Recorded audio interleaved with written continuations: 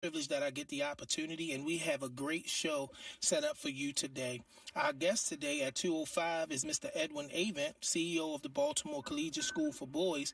He'll join us to discuss why this school that has helped so many boys is now in jeopardy of closing. Then at 2:30, we're going to be with Haki Ammi, president of Teaching Art Institute, attended the community forum held at Edmonson Westside High School, and he reports tensions were really high. So before we get into all that, we do want to go first to Mr. Edwin Avent. He's the CEO again of the Baltimore Collegiate School for Boys.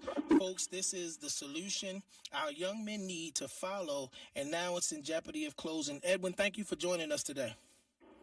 Well, thank you very much for having me, my brother. Thank you.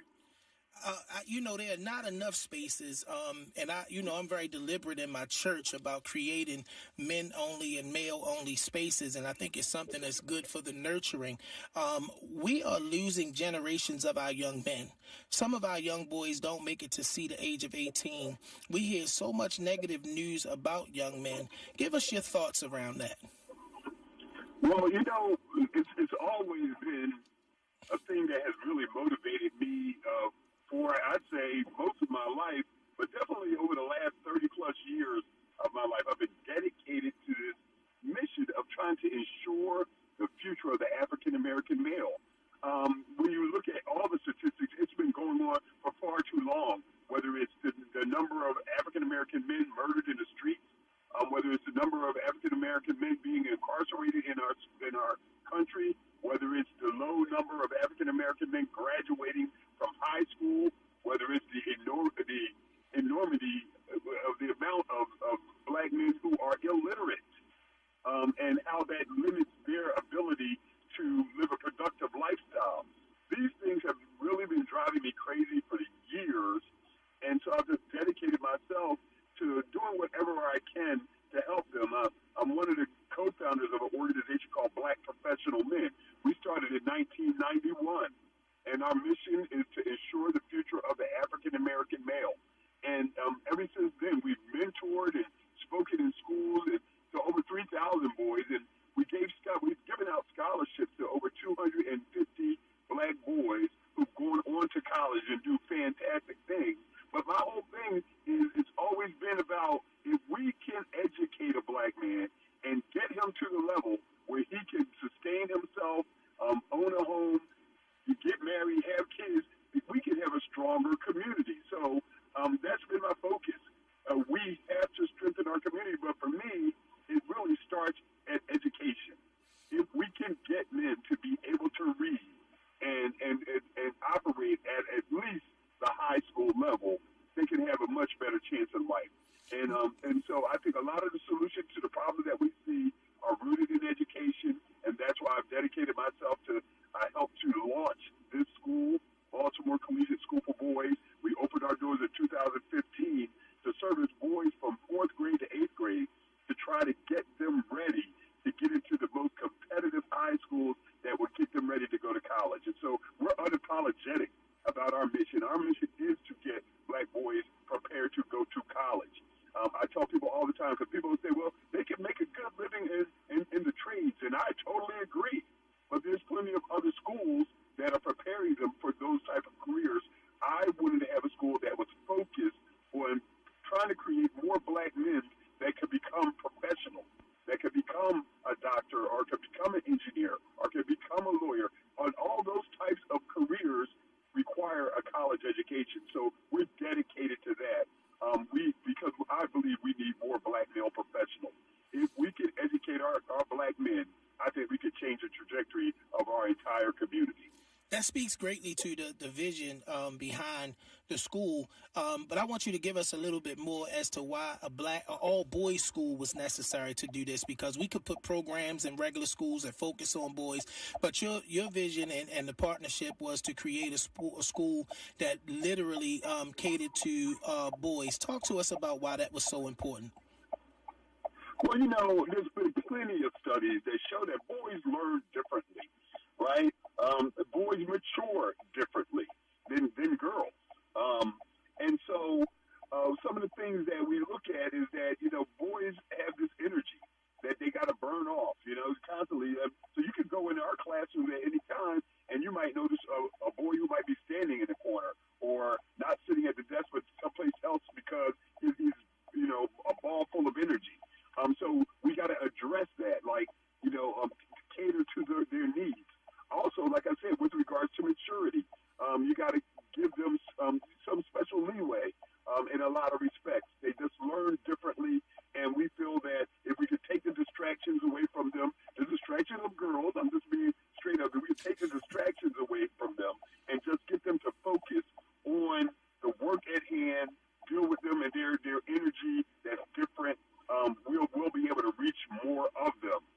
And then we get to hold them to this really high standard. We hold it to a high standard academically, but we also emphasize the athletics and these other things that help to develop the whole boy, the whole man. So there's a whole body of work that looks at single-sex education and educating boys separately, and we think that there's value in separating them and focusing on them and dealing with the special education needs of a boy. They're just different emotionally, they're different physically, and we treat them as such. When people think of schools, our minds automatically shift to the work that's being done in the classroom around academics. And I think one of the most understated aspects of a child's school experience is the social development. But you guys are teaching principles that are life principles that are taking that to the next level, as well as even the dress code over there. Can you talk to us a little bit about those things, what you're doing, and the importance of it in the development of our students? That's a great point, great question. And it is a strong part of what we see as the secret sauce of Baltimore Collegiate School for Boys. We believe that, and we'll talk a lot about how our boys are persisting in high school, but we believe that not only is the learning that our boys in our community need coming from the ABCs, from the books that they're reading, but it comes from character development. We're in one of those few places. I know brothers every day see young black men out on the corner or in the 7-Eleven and their pants are hanging off their butt, and it drives people crazy. They just want to say, young man, pull your pants up, right? But you can't do that because you never know what might happen. They might follow you to your car. In our school, we've been given the license by their parents. They want us to tell their sons to pull their pants up, put your belt on, tie your shoes, wear shoes, not just sneakers. You wear shoes in here. You're going to wear a tie. We show them how to wear a tie. And at certain occasions, they're wearing their blazers with their uniform, and we're teaching them the way to become a gentleman. When we shake hands with them every day as they come into the building, and we have to make eye contact and smile when you're shaking hands. Don't come in with your head tilted to the side and a frown in your face. We're trying to teach them how to be able to engage. So we're working on these soft skills that makes you a gentleman, that makes you employable, that makes you agreeable when you're going out into, social company. We're trying to get them ready for the workplace. We're trying to get them ready for higher education so that they know how to comport themselves and carry themselves. But not only that, we're inspiring them. We're always giving them positive reinforcement. As a matter of fact, before I got on here, I was just at our awards ceremony for our honor roll students for all the different honors that they got, and it just fills my heart to watch these young men achieve in the classroom and then be rewarded for it, not just getting trophies on the basketball court, but getting their rewards for the work they're doing in school. So we're constantly imploring them to give their best and letting them know that we expect you to make it to college. We have a creed that they have to say every day. It begins, we have an important mission. We don't have time or talent to waste. We believe education is freedom. We believe education will help our families. And we keep going on. And what we do is we repeat these things every single day. And I believe that these mantras, these creeds, these things that we have these boys repeat every day get into their psyche. And it helps to move them and motivate them and build their self-esteem. So a lot of what we're doing is self-esteem building, lifting them up, telling them that they're winners and not, the losers. We're letting them know that we expect a lot out of them. As a matter of fact, every one of our boys, when we address what class they're in the class that they will be graduating from college 4 years after high school. So we'll have Mr.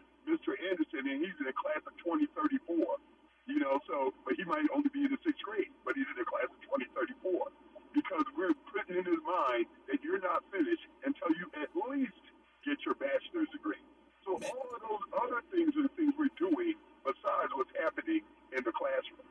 That's awesome. I want you to talk to us a little bit about how important it is that this be modeled by people who look like these young men. Sometimes that dynamic is absent in school, whether it's the gender dynamic or the race dynamic, but you guys are doing something different. How deliberate have you been in building a team or staff that literally gives the opportunity for them to have these behaviors and attitudes modeled by people who look like them? Well, thank you very much for that point, because it's super important to myself and my team. We have about 15 men that work in our building, whether they're administrators or teachers in the school. And of those 15 men, at least 13 of them are African-American men. And all of them are college graduates. And we encourage all of them to dress professionally every day. So we tell the boys, look at me, look at him, look at him. All of us have done what we're trying to encourage you to do. We're trying to help you get ready so that you too can make it to college and get your degree and be able to come out here in the world and be productive citizens. So they have role models that look like them with stories like theirs, coming from neighborhoods like neighborhoods that these boys are growing up. They had community that supported them and pushed them to get their education. Now they have it, and they're there. And so they're role models for our boys that they get to see every day. They get to shake their hand, and they get to sit down. And we look at ourselves as mentors to these young men. We're father figures. We're mentors. Probably 65% of the boys in our school comes from a single-headed household, generally headed by a woman. And so a lot of those women are bringing their boys to our school, hoping that their sons will be exposed to these black male role models, so that they can, fill the void that might be left in those boys' lives at home. And so we take it very seriously. We take our role very seriously in these boys' lives, that we're more than just teaching them how to read and write. We're teaching them how to become men. And I think that's very important. You're giving me some amazing segues, because the next thing I wanted to talk about is how the home circumstances, when we're dealing with the child, we have to deal with the whole child. And a lot of times that's a school model of wraparound services. A lot of the young people have circumstances at home that are out of their control. Talk about the importance of just being able to listen and hear the words that our young people are saying in order to allow them to write the prescription so that we can fill it. Oh, wow. Well, that's super important, man. We are constantly, we have small groups. A lot of times we take boys out and have small groups we actually have social workers in our building there to help them. We have therapists there. A lot of our boys are dealing with trauma. I don't know if you heard the story earlier in the year, in the beginning of the school year, one of our alumni, a young man who just graduated from our school 2 years ago, was murdered at Monroe High School before he was getting ready to play a football game. He was a beloved member of our community, Jeremiah Brogdon. And a lot of our boys knew Jeremiah. But the trauma that they experienced from that, unfortunately, is not new to too many of them. Too many of them lose friends and family members to violence in this city. And so they're bringing that trauma into our school building, and we have support for them with social workers and therapists, but also, small groups where we bring the boys together where they can talk about their issues with each other and support each other. We have, one of our mottos is, whatever hurts my brother hurts me, and whatever helps my brother helps me. And it's something that we repeat all the time. We're trying to get it in their heads that this senseless violence that we are perpetrating against each other in the street is wrong. And we got to understand that if you hurt our brother, it's hurting yourself. But if you help your brother, you're helping yourself. And so we reemphasize that.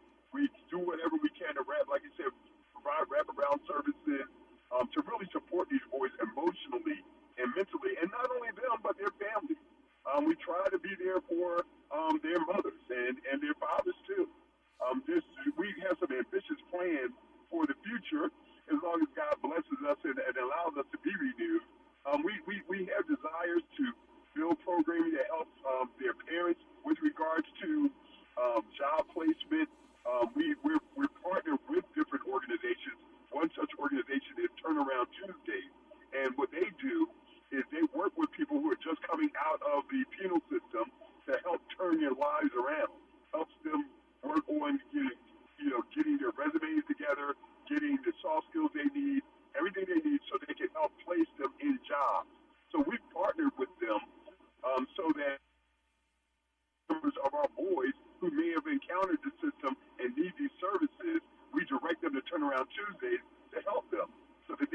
find employment, because one thing we know that if we want our boys to achieve in school, they need to see examples of achievement for the people that they love, that they live with on a daily basis.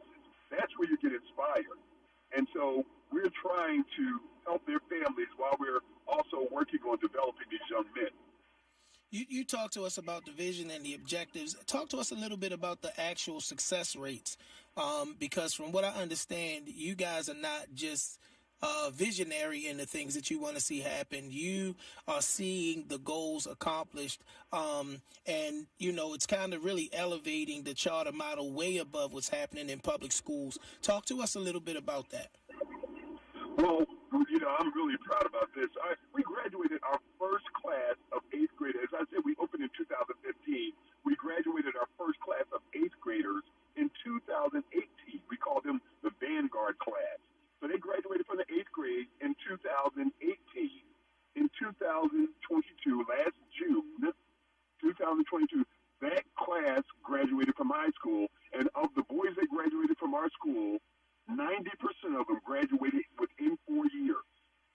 The remaining 11 boys are in this year's class because they did not drop out, but they are doing another year. 90% of the boys that graduated from our school in 2018 graduated from high school, and 50% of those boys are now freshmen in college. Then this year, the next class that we graduated was in 2019. This year, they're graduating in June. We are already tracking them. We have a whole department called our Collegiate Pathways program.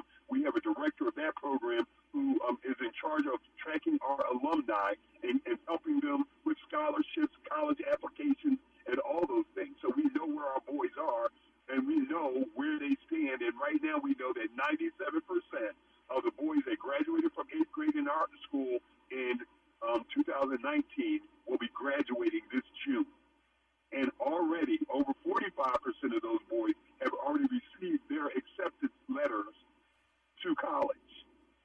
So, what we set out to do is our name. Our name is Baltimore Collegiate School for Boys, because we're about getting boys graduating from high school and getting them on to college. And we just praise the Lord that He is blessing these young men in a mighty way. And so we say, people say, what are you guys doing differently? Why are your boys making it all the way to graduation when the average graduation rate for black boys in Baltimore is around 64% within 4 years after 8th grade? And what I'm saying is the things that we talked about earlier, the things that we do with these boys every day, the way we have helped them to carry themselves, to think highly of themselves, to repeat the mantras, the creeds, for us to speak life into them, to speak victory into them on a regular basis, to set high expectations and to have role models. They can see that they can do it, and they would let themselves down and their families down if they don't persist. So they're persisting through high school, and they're getting it done in 4 years. So I believe not only what we're doing in the classroom is getting them prepared, but also what we do in all those other aspects of their lives that are helping to pour into these boys and giving them the wherewithal to persist all the way through to the victory, which is high school graduation, and then for a large number of them actually getting accepted to and actually attending college. I'm sure that my audience today is anxious to hear, just like I am, how can a program that has these proven results, that are doing this great work, that's much needed in our community, in any way, in any kind of jeopardy, what's happening over there? And you can swing right on into what we can do to help. All right. So every so often, like charter schools, we have to be renewed from the district, right? And so when we first opened our doors in 2015, we had a 5-year charter. And then near the end of that 5-year term, we reapplied for a renewal. Well, we were granted a 3-year renewal in February of 2020. By March of 2020, all of the children were at home. So the first year of our 3-year renewal was the first year of pandemic while children were at home learning virtually. So it was the year of 2020, 2021. That was the first year of our renewal. Our second year was last year, which was the aftermath of the pandemic. And for anybody in education, they'll tell you it was not last year. Children coming back into the building after having not been in around each other for 18 months. They just had so much pent-up energy. It was a challenge, keeping peace in the building, let alone getting them in the seats to get their work done. And as a result, you can see these results of the MCAP data that you're hearing in the news so much, and where it's talking about these children, where you get 0 children proficient in math and things like that in schools.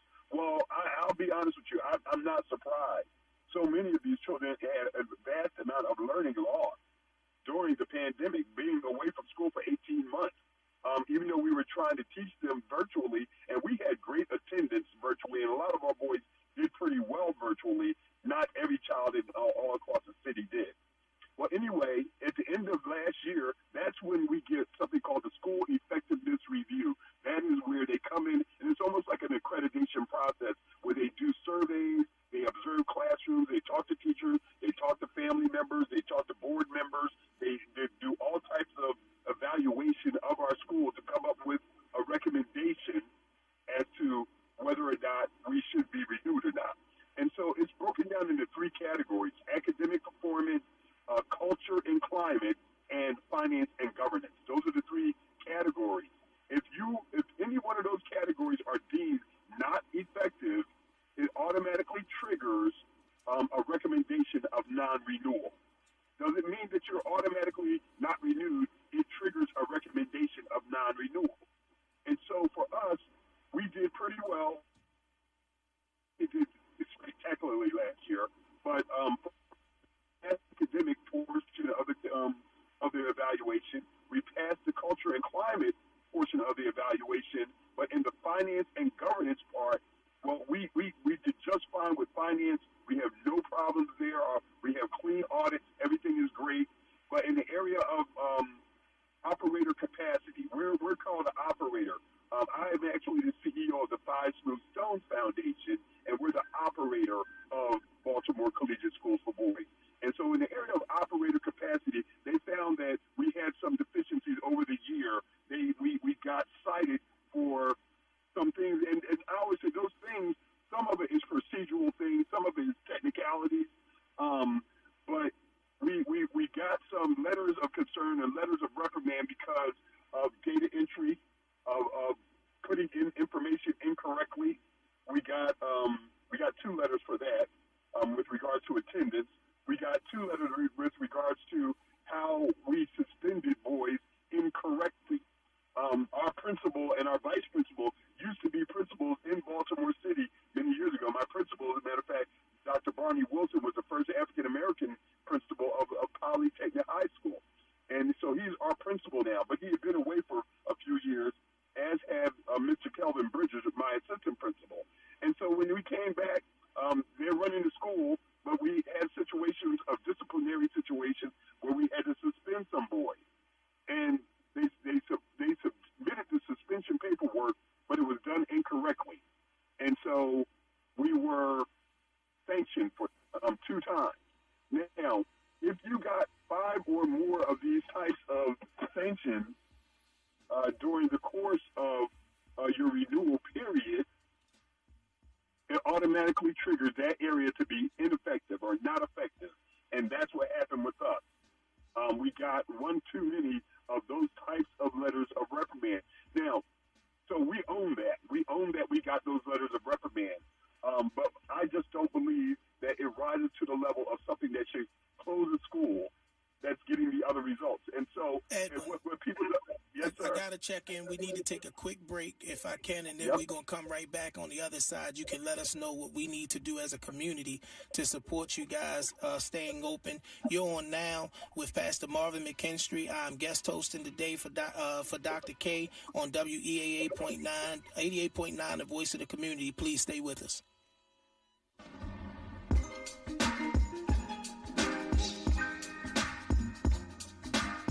For many years, the Learning Lab that is WEAA has benefited greatly from your vehicle donation, and we thank you. We would also like for you to know that the donation program has expanded to include real estate. If you own an unwanted property, please consider donating it to WEAA. Any donation to WEAA can be tax deductible. To learn how to donate your property, car, or truck, go to WEAA.org and click on the Support tab. Support for WEAA is provided by the CIAA Basketball Showdown. Baltimore, it's that time again. It's a mega CIAA Basketball Showdown, and you're invited to watch the best men and women ballers dominate the paint at the Baltimore Arena, February 21st through the 25th. Experience CIAA culture and create new legacies in Charm City. Tickets and more info for 22 nail-biting game performances and fan fest at CIAAtournament.org.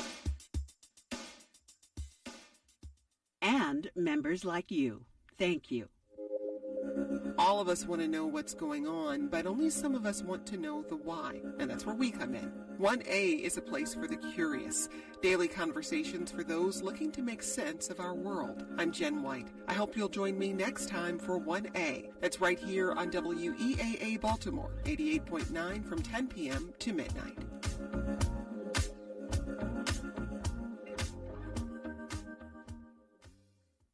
This Black History Month, WEAA salutes African American freedom fighters that have resisted historic and ongoing oppression in all forms since our arrival upon these shores. Coretta Scott King was born April 27th and was an African American freedom fighter born in Heiberger, Alabama. She is best known for her work as an advocate for civil rights and women's rights and for being the wife of Martin Luther King Jr. She was a leader in the civil rights movement and a powerful voice for peace and justice. And I am Jamie Lyons. Support for this Black History Month vignette is brought to you by Fulton Bank, committed to building vibrant communities with programs, products, and services focused on accessible home ownership, workforce development, financial education, diversity, equity, and inclusion. More details on the Fulton Forward program at fultonbank.com. Public Radio, WEAA 88.9 FM.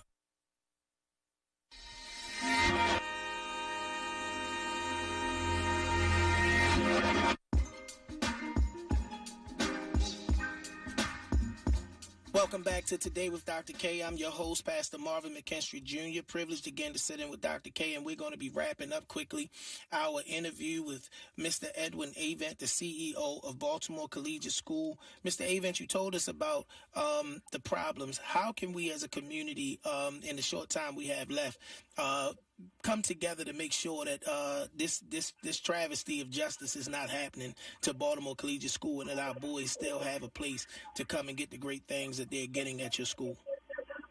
Well, sure. Our fate is in the hands of the Baltimore Public Schools Board of Commissioners. Next week, on Tuesday the 14th, Dr. Sonia Santelises is going to make her recommendation to the Board of Commissioners. Now, she could recommend that we not be renewed, or she could recommend that they renew us. She'll make that recommendation to them on the 14th. On the 16th, we will be at North Avenue at the headquarters of Baltimore City Public School. That's where people, if they would like to show up and show their support, they could come. They could come with signs and all that type of stuff. Show up around 5 o'clock, 5:30. We actually will begin our presentation to the Board of Commissioners at 6:30. We get 4 minutes to plead our case before the Board of Commissioners. That night there will be 11 schools presenting, and all of us get 4 minutes to make our presentation. And then on the 23rd, February 23rd, the Board of Commissioners will actually vote and to determine our fate, whether they will not renew us, give us a 3-year, 5-year, or 8-year renewal. So I think that what's important is that they hear from the community, that the Board of Commissioners knows that the Baltimore community believes in Baltimore Collegiate School for Boys. They believe in the work that we're doing and the value that we bring to the city, and they want to hear from you. So you can write letters to the Board of Commissioners. If people want to write letters, they can actually write the letters to us and in support, and they can send it to me. My email address is Avent at BaltimoreCollegiate.org.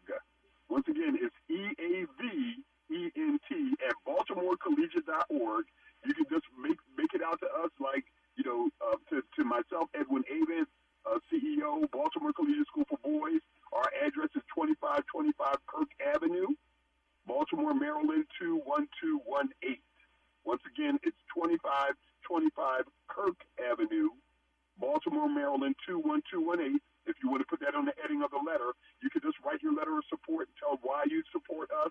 You can email that to me. We're going to be printing all these letters out. We're putting together these binders, these presentation binders that we will present to all the members of the board of commissioners. We hope to have 300, 400 letters in those binders, as well as our presentation to them, to let them know that the city supports us.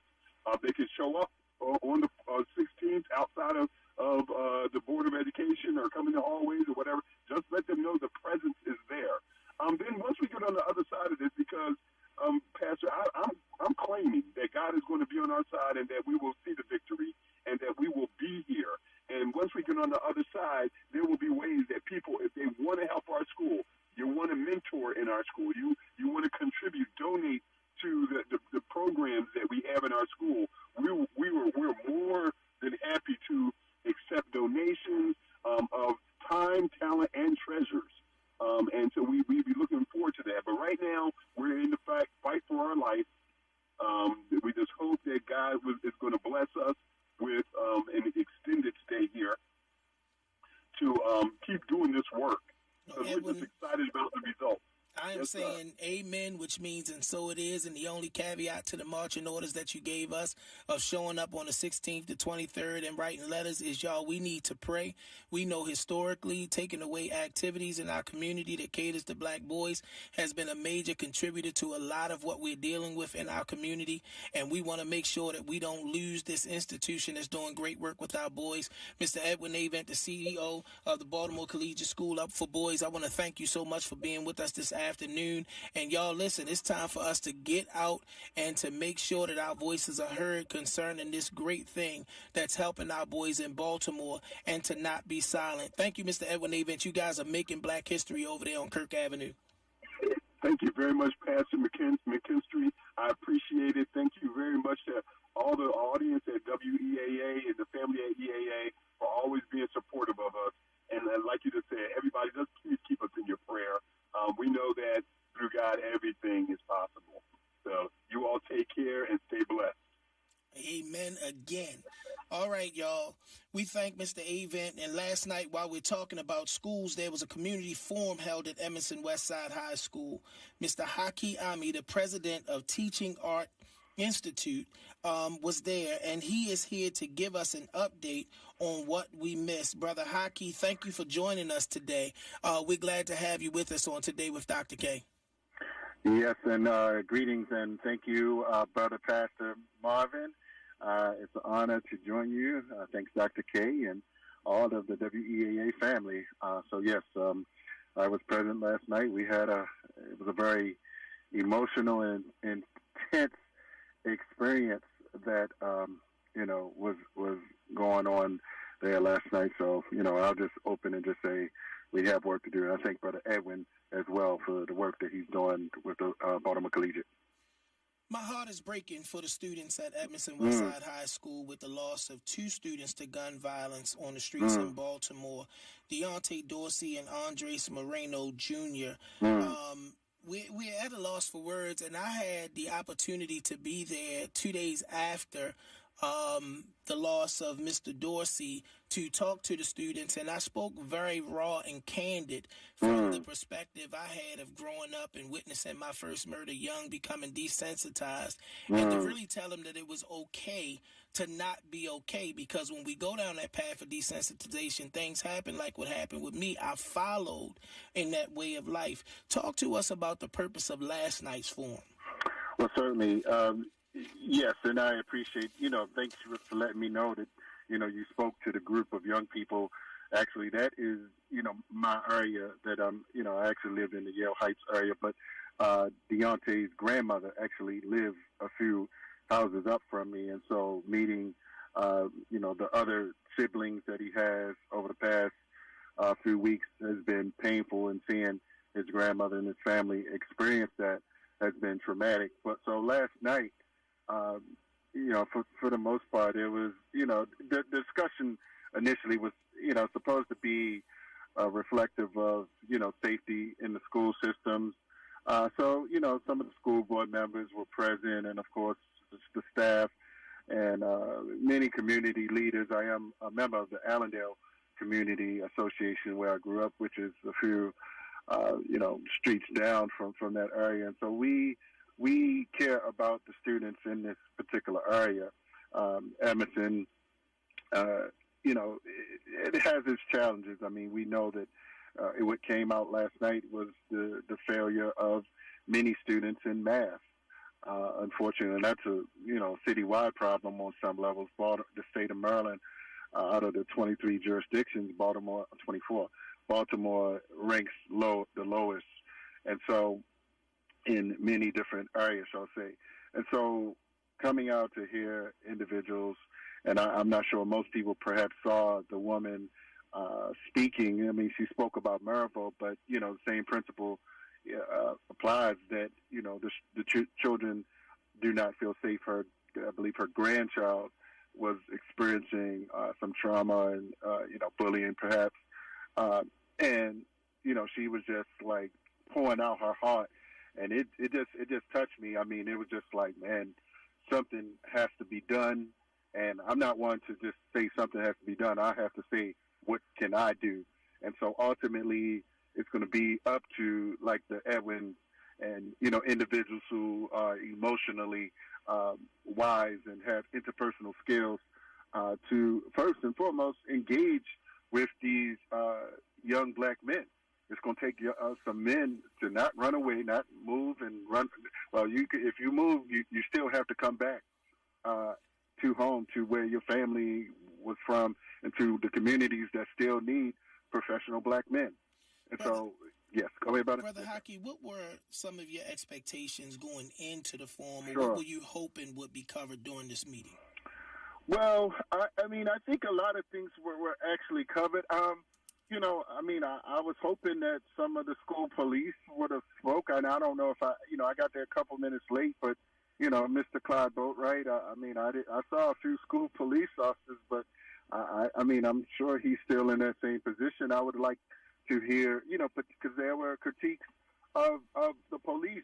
The woman that spoke there, she said that some of the police, they just park in certain places and they don't talk to the young people. It's like, and I'm not going to just, push that towards the police as the only solution, but ultimately there has to be some deterrence, I believe, with respect to, but so I believe that, but I also feel that, parents have to be engaged in the process. So I was expecting more parents out, and I know it's difficult for people to know about what's going on all the time, but I was hoping that more parents would have been present. But that, sometimes there's a level of apathy within our community that we have to recognize.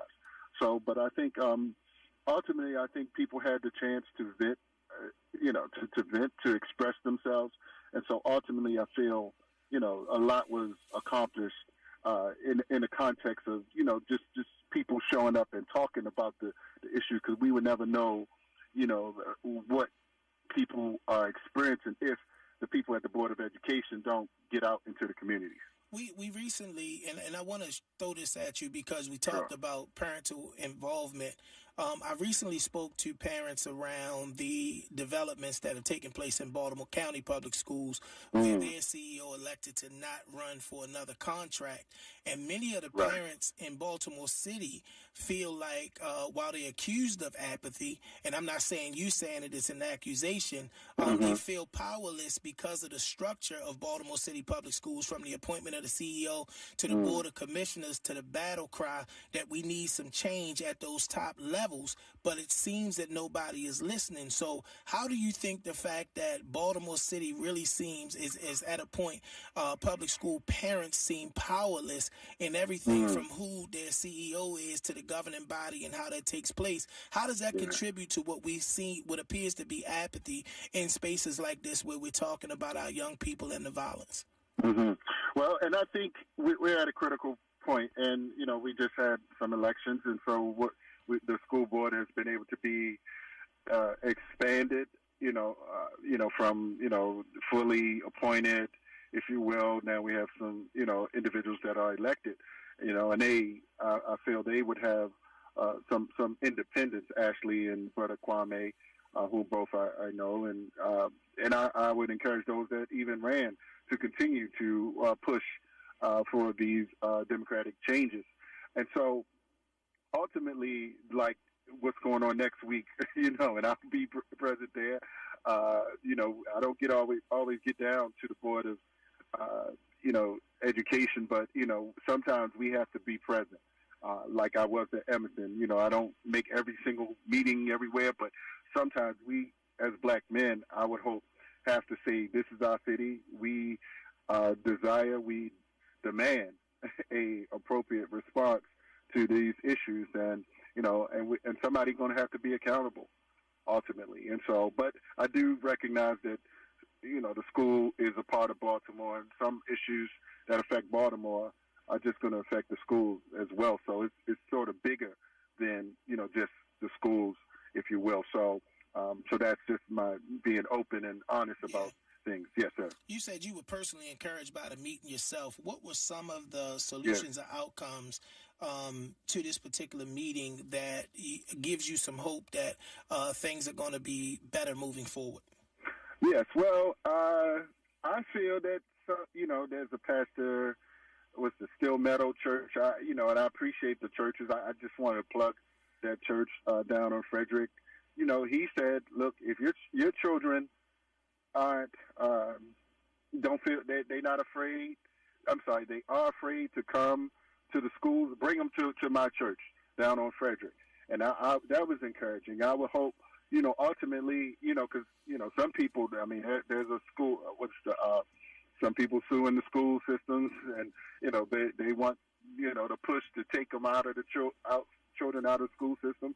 Well, churches are going to have to, step up ultimately within our community.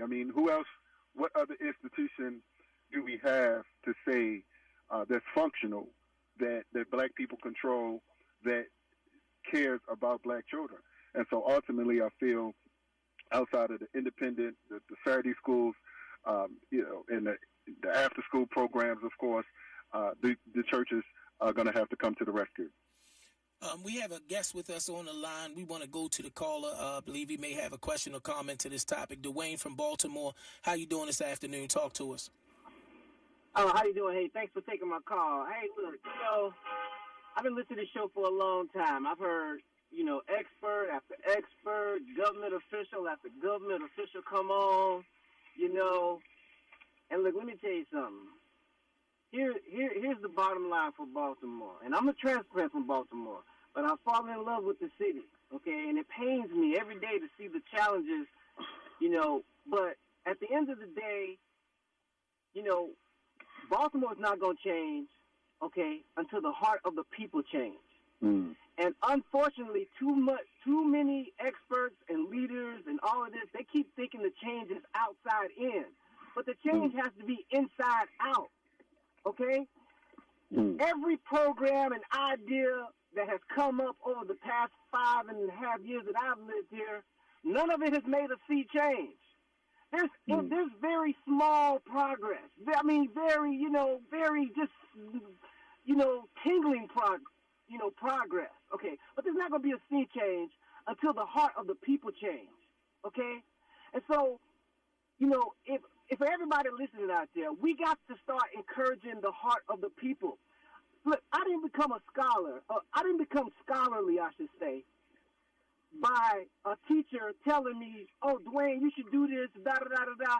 It had to come from the inside of me, and it came out. And then those people were able to reach me because at the time, because I wasn't even open to it, everything that they did never got inside. But when I opened up on the inside, all the good stuff that was all around me that I was never able to see flooded into me and changed my entire life. Brother Dwayne, Okay. we want to thank you for your call and your comment. I do want to give Brother Haki an opportunity to respond to you.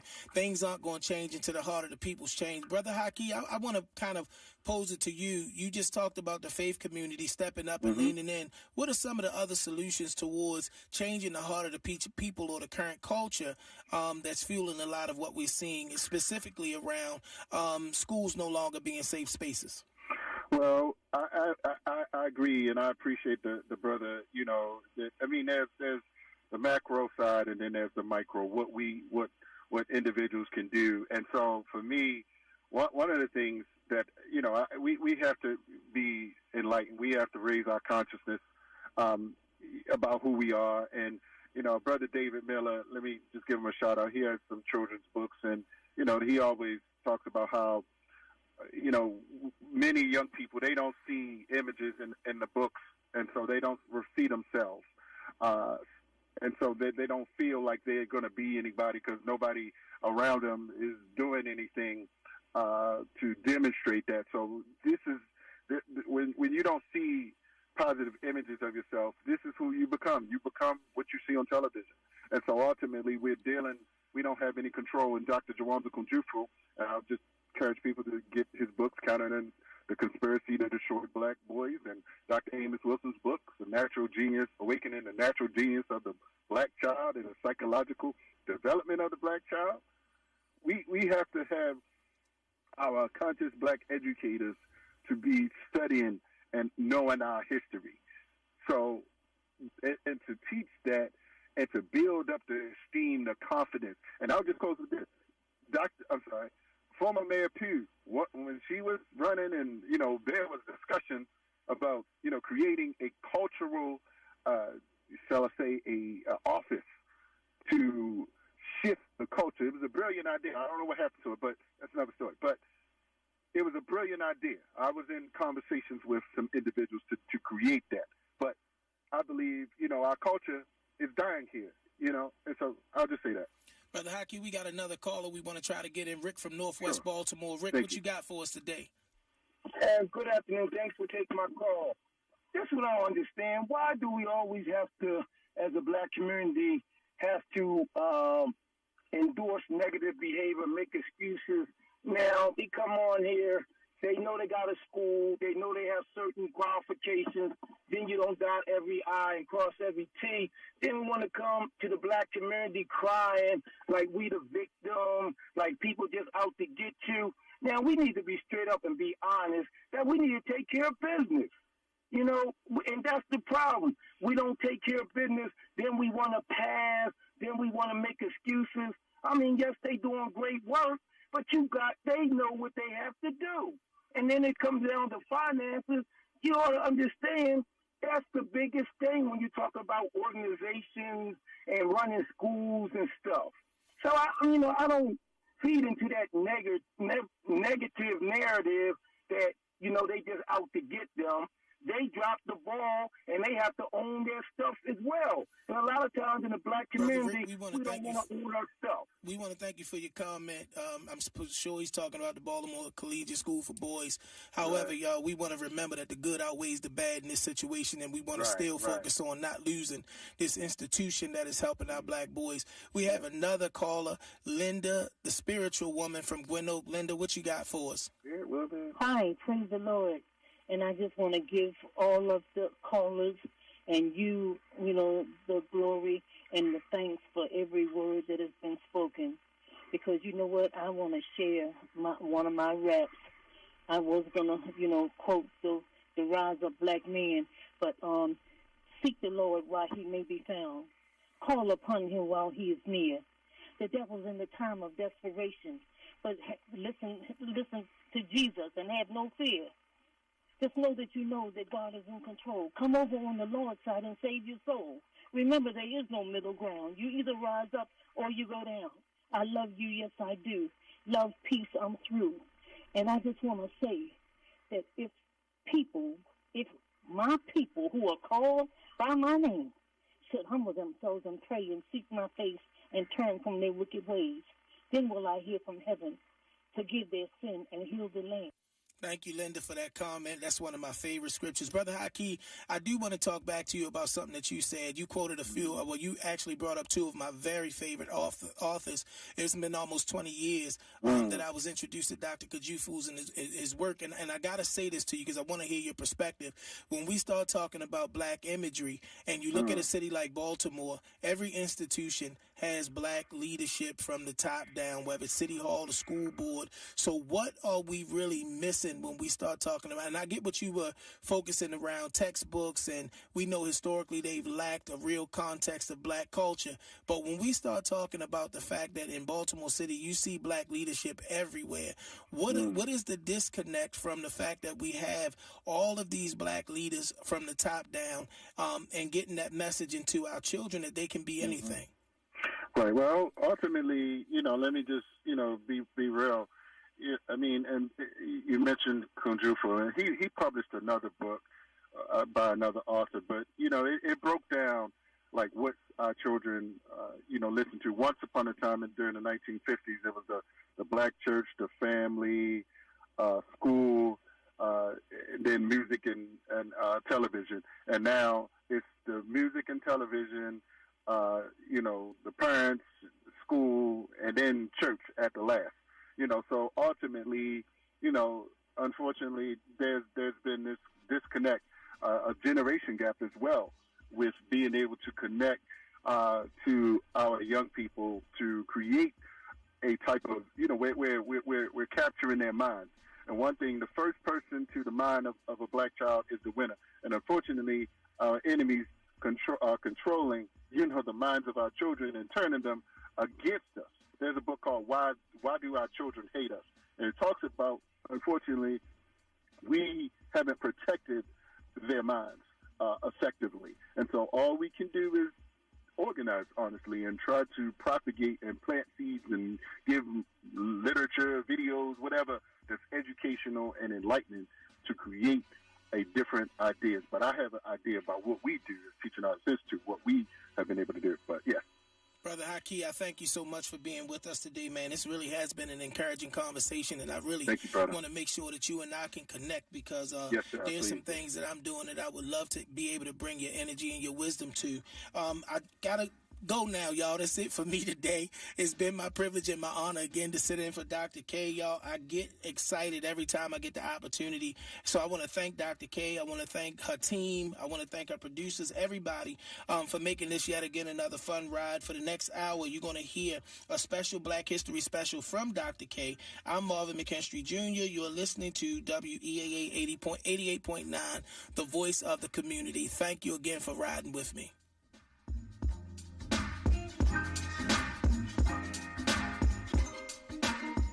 Wake up Saturdays with Robert Shaheed for the Oldies But Goodies Extravaganza. All of the classic music from our culture and the soundtrack of our lives from 5 a.m. to 10 a.m., including Saturday morning dance and exercise party from 7 a.m. to 7:30. You don't want to miss being with our music family here on WEAA 88.9 FM for a great reminder of our music cultural excellence.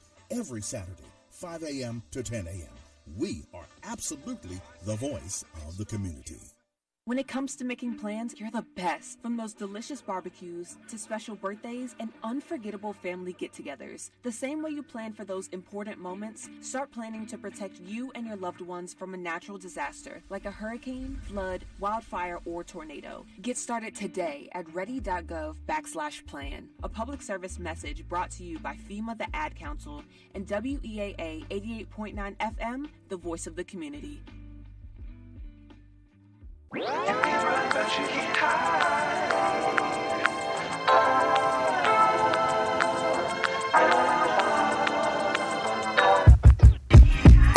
Can't hide. You can run, but you can't hide. You can run, but you can't hide. Can't hide. You can run, but you can't hide. You can run, but you can't hide.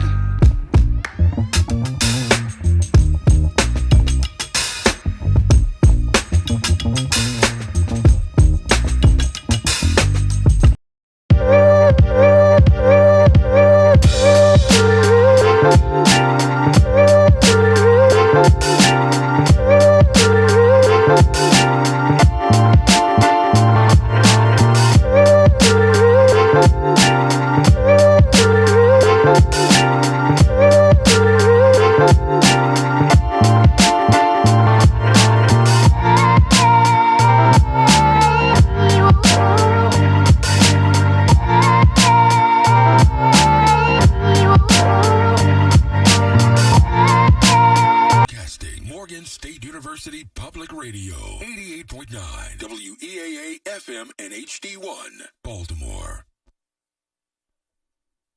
Live from NPR News in Washington, I'm Lakshmi Singh. Rescuers in Turkey and Syria are spending another night in frigid temperatures searching for victims trapped under the rubble of thousands of buildings that collapsed in Monday's earthquake. The death toll now exceeds 20,000. President Biden's riding the wave of Tuesday's State of the Union address with a visit today to the battleground state of Florida. He's echoing concerns that some Republicans are pushing to make cuts to Medicare and Social Security in exchange for raising the nation's borrowing limit. There are millions of Americans not on Medicare, millions, including 200,000 young people with type 1 diabetes and need this insulin to save their lives. Let's finish the job. Back in Washington, House Republicans are moving forward with investigations into the president's family. The chairman of the House Oversight and Accountability Committee is requesting Biden's son and brother hand over documents related to the Biden family's international business dealings. The White House has dismissed the probes as politically motivated. The House has unanimously approved a resolution condemning the Chinese government's use of a surveillance balloon over the continental United States.